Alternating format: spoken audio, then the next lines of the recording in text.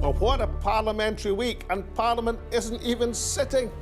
This year, the fireworks will be before the Halloween Brexit deadline, not afterwards. We asked top commentators Peter Oborne and Steve Richards what on earth is going to happen. If anyone knows how the standoff between the executive and Parliament's going to turn out, they will. Join us on the Alex Salmond Show, on air and online.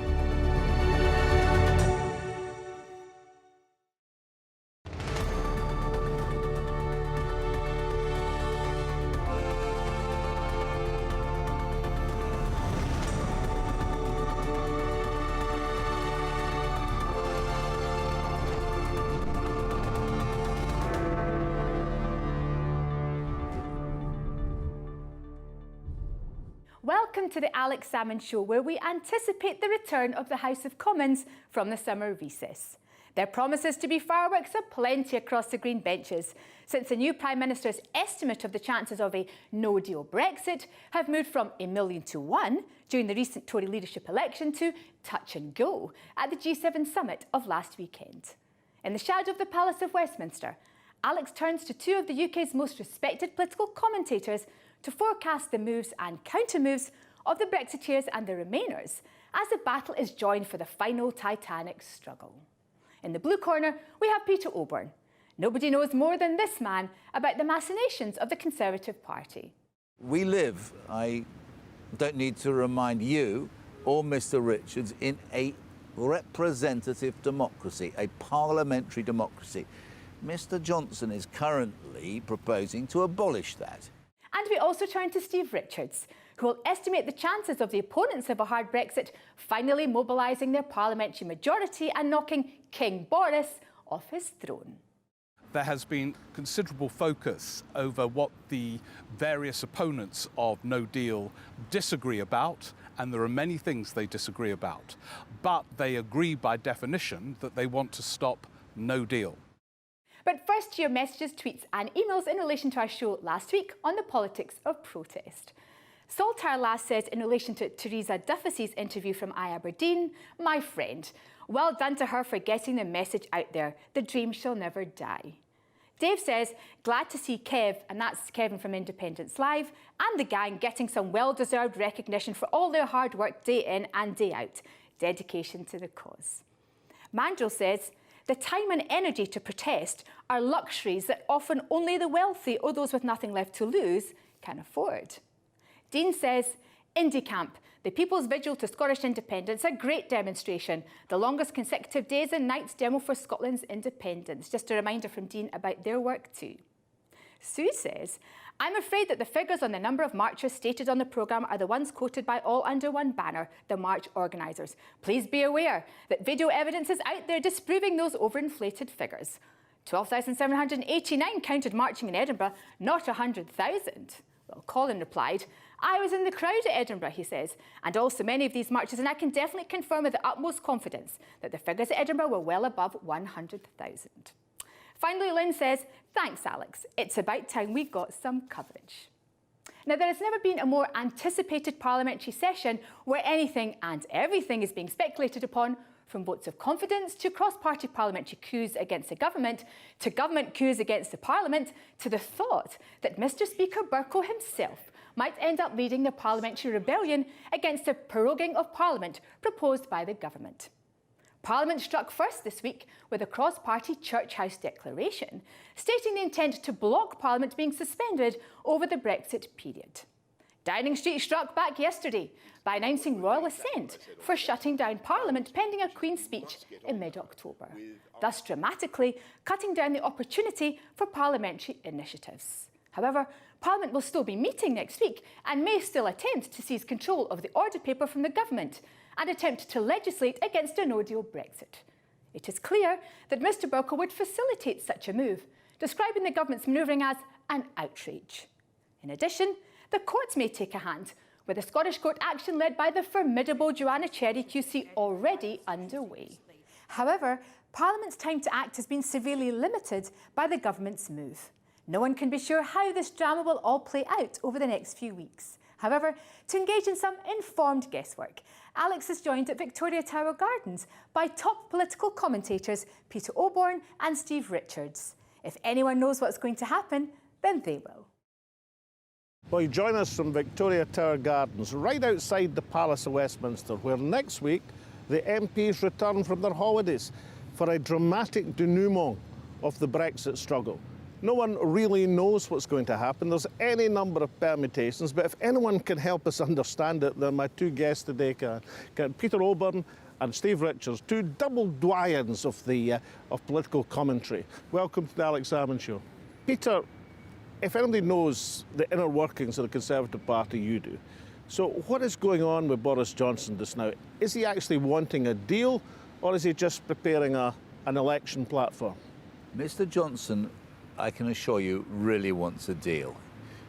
He's a very intelligent man. He's been a Brussels correspondent 30 years ago. He understands how Europe works, and I know that because I've talked to him about it quite a lot over many years. He knows that no deal is the road to doom, a road to industrial devastation in this country. He knows the language of Europe as well. He can talk to Donald Tusk. We saw that over the weekend. He can talk to diplomats, to politicians. He got on well even with Macron. Of course he wants a deal. What he has also to handle, of course, is his rhetoric, the other audience which he has to deal with, which is the Conservative Party, very, very fanatical people who want no deal and don't want to have anything to do with Europe. And in order to become leader of the Conservative Party, he's had to hitch himself to the wagons of the Conservative Party. That is the dilemma we are in at the moment. So, Steve, is that your reading of the situation, or do you think that Boris Johnson seems to be making demands of other Europeans that they can't possibly meet? He is making demands which they can't meet. That doesn't mean that he doesn't want a deal. It is obviously a better solution for him if he could find one.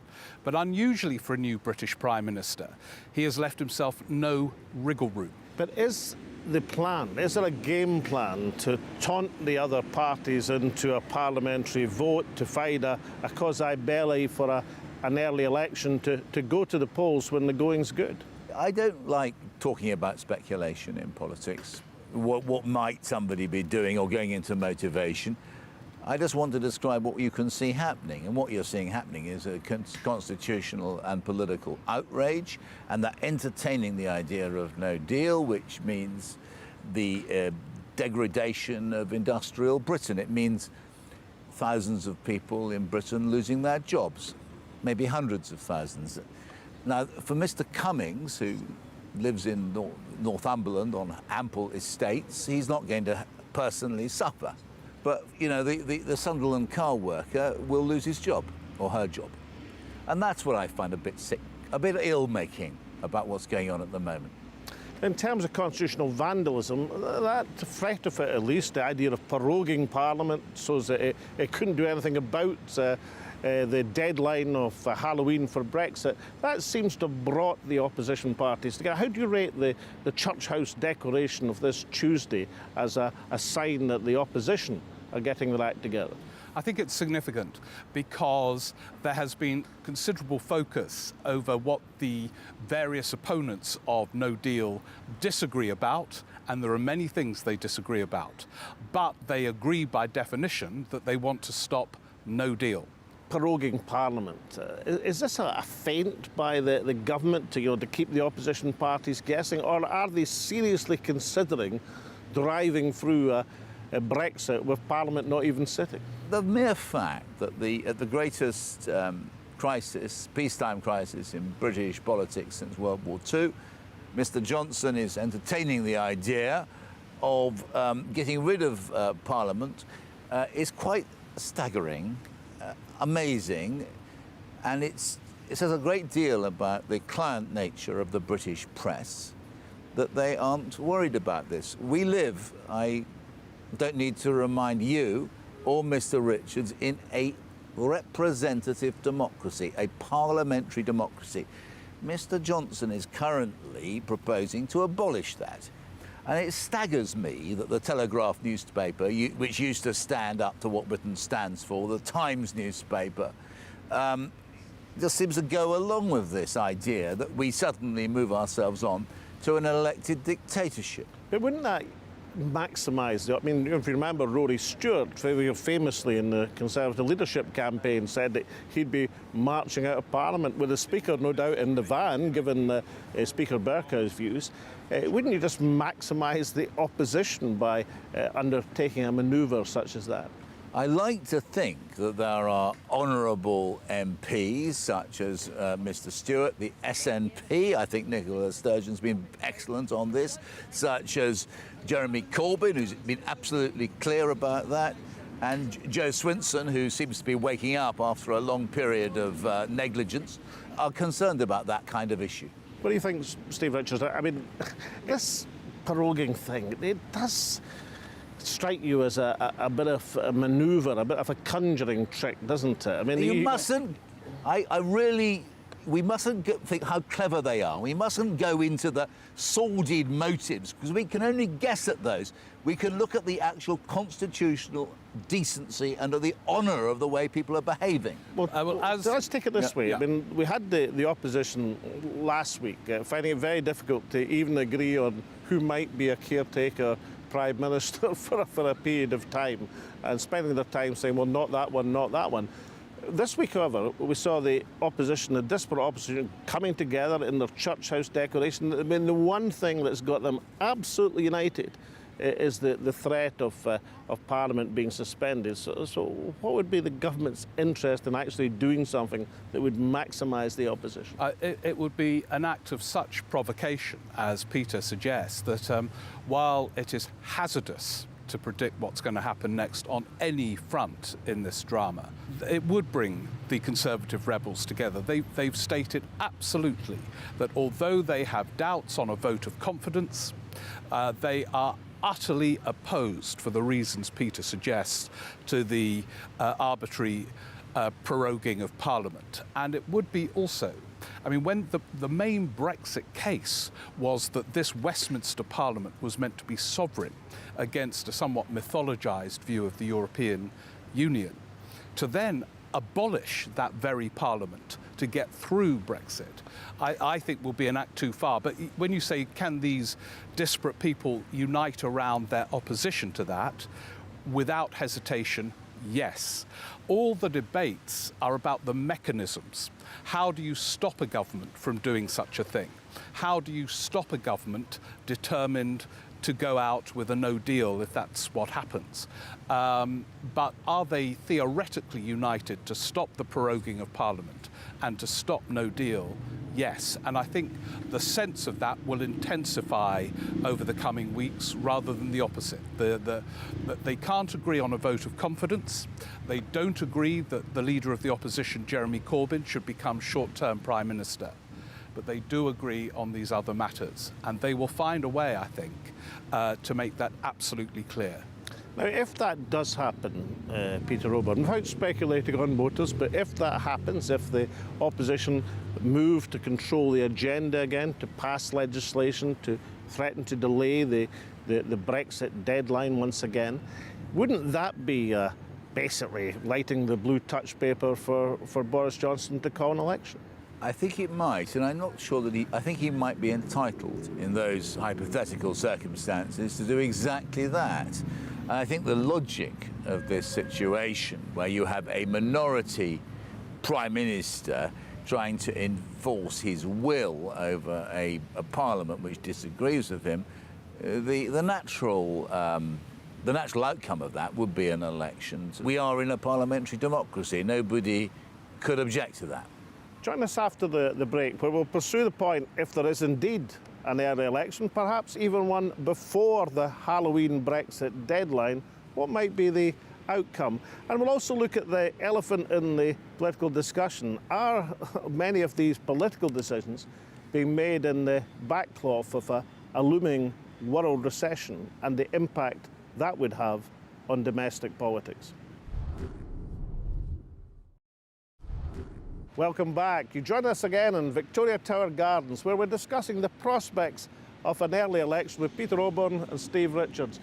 Steve, is it likely, given the circumstances of the opposition parties managing to seize the parliamentary agenda to prevent a hard Brexit, that in itself would provoke an early election?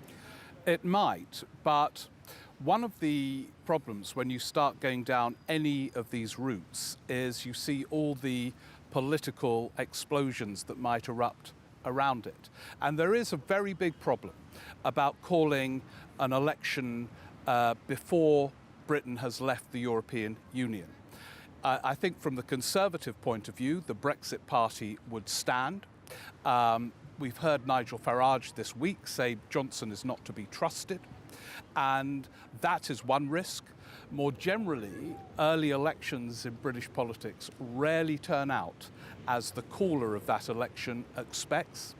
But there are many other problems. So while it seems to me this Parliament is paralysed and can't reach any agreement on anything, I still see problems with that early election before October the 31st. If it was happening, if Britain were to crash out during an election campaign, the problem there is no deal will have happened. There is quite a likely prospect of chaos from day one.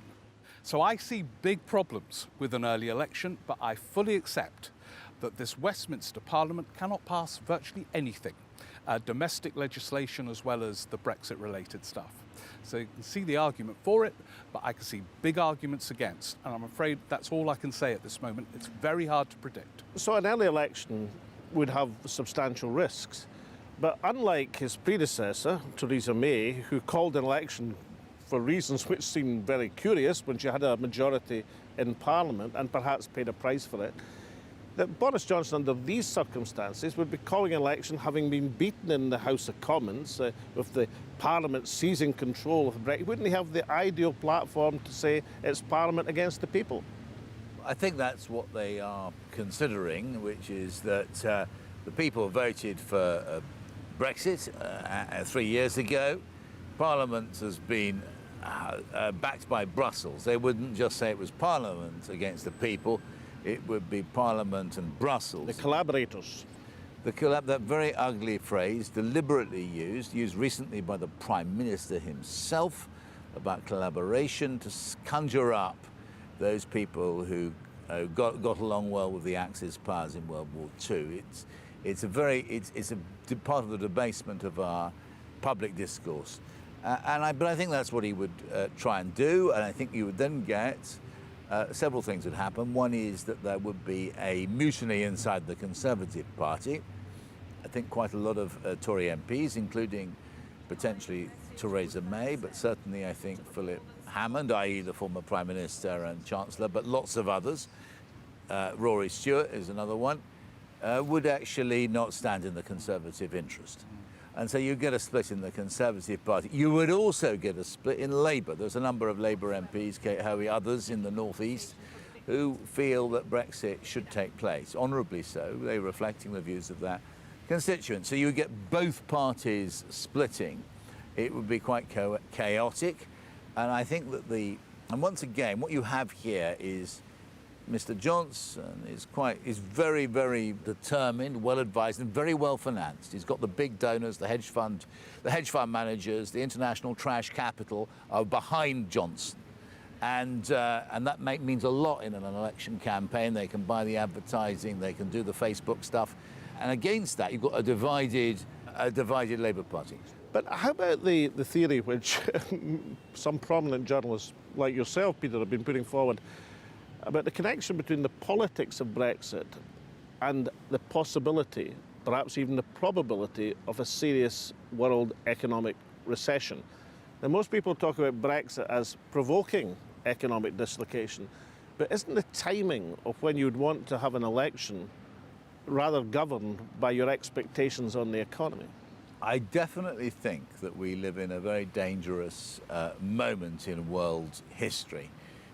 We've always had recessions. They come along every so often. We had one in 1990, we had one in 2008, And it's part of the way that you're a former economist, you know how capitalism works. It needs recessions, you know, like you cut down dead trees. But what I think is very frightening about the current situation is the sheer levels of debt which almost every country in the world, barring Germany, has assembled, and the very low interest rates. Because what you have normally in a recession is that the central bankers and the international treasuries, they get together, they reduce interest rates and they print money and splurge spending in order to adjust Keynesian economics. And that isn't available to us. Interest rates are now at rock bottom, and debt is at an astronomic level. I think that I'm right in saying that something like the level of debt in the world is 3 times as much as the global national outputs. In other words, they haven't got any firepower. It's like you can't fight a recession because all you've got is pop guns. So, will Boris Johnson when he's thinking about this late at night, will he be most haunted by his predecessor, Theresa May, who called an unnecessary election and lost the majority? Or will he be remembering Gordon Brown, who didn't take advantage of a honeymoon period when he seemed to have an opportunity to dash to the polls? What will be the most influential president? Both. And he will be thinking of both. The Theresa May one is a real warning that opinion polls can guide people towards their doom. She never recovered from calling that election. At the beginning, she was 20 points ahead. The Gordon Brown one is a warning on 2 fronts. First of all, if you allow election speculation to get out of hand, you lose all control. He could call one and lose it. He could not call one and look pathetic and weak. So he's got to decide very quickly either to kill off this speculation unequivocally or call one. Both have risks. Obviously, if he were to win it, it will be a triumphant course. But none of us, including him, can know that as he contemplates these moves late at night. Peter Oborne, you've been very critical of many aspects of the politics of Jeremy Corbyn, the Labour Party leader.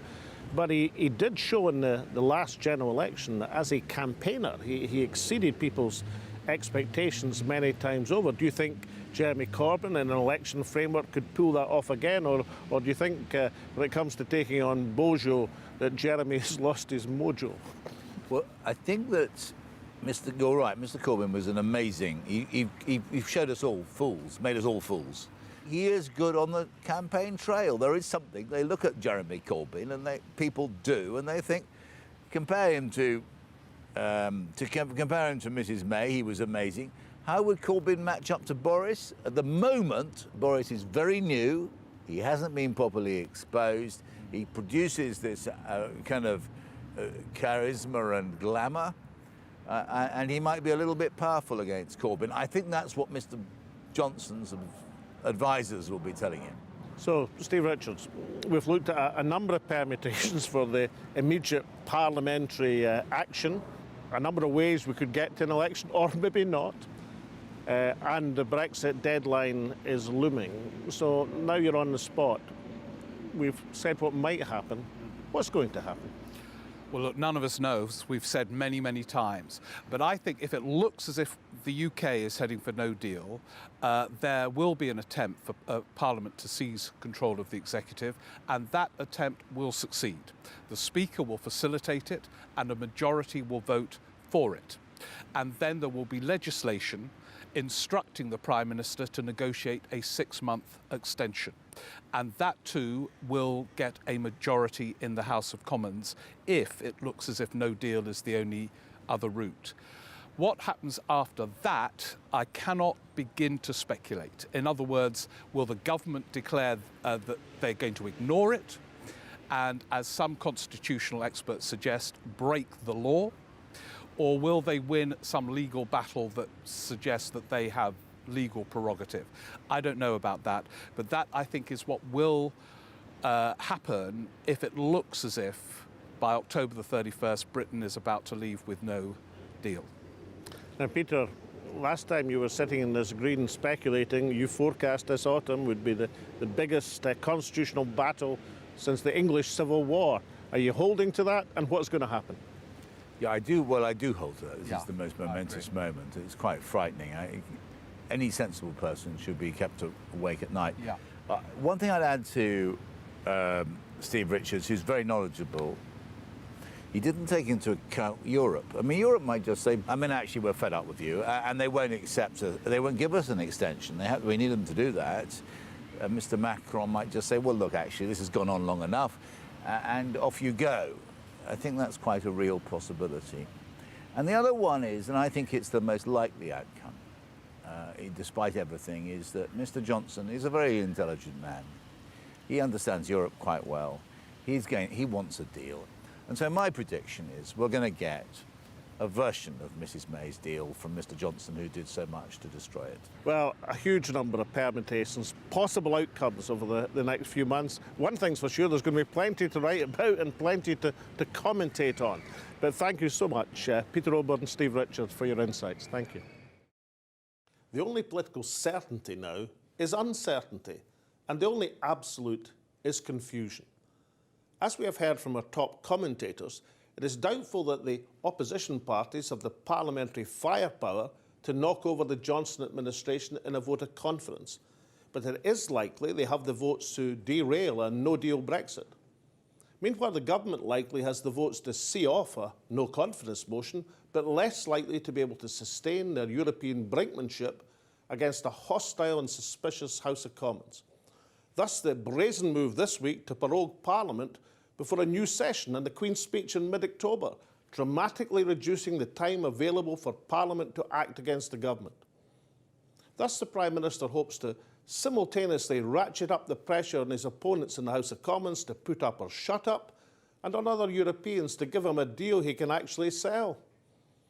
This is a politically combustible situation, which will not be contained for long, nor is it likely to wait for a Halloween denouement. This year, the fireworks will be before Halloween, not afterwards. In 2017, Theresa May called a shock election and lost her parliamentary majority. She claimed all the other political parties were the saboteurs of Brexit.